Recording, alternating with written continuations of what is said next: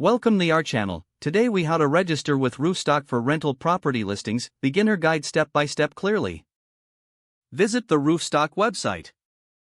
Look for the registration button, usually located at the top right corner of the homepage.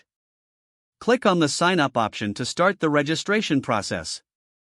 Fill in your email address in the provided field. Choose a strong password that meets the security requirements. Confirm your password by entering it again in the designated field. Select whether you want to receive emails regarding offers and updates. Click on the Create Account button to proceed. Check your email inbox for a verification email from Roofstock.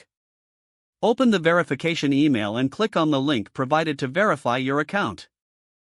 Return to the Roofstock website and log in using your registered email and password. Once logged in, navigate to the Property Listings section from your dashboard. Choose the option to list your rental property. Fill out the required information about your property, including address, number of bedrooms, and bathrooms.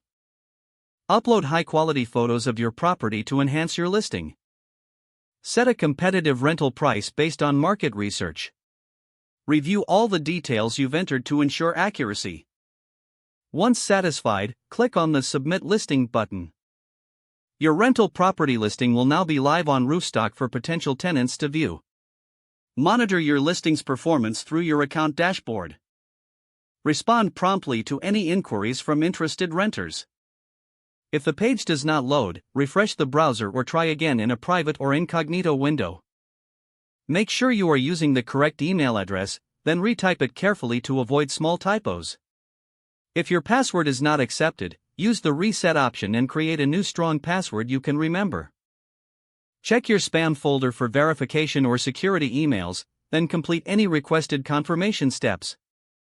Enable two-factor authentication if available to improve account security and reduce unauthorized access risk. After signing in, review your profile details so your contact information and settings are accurate and current.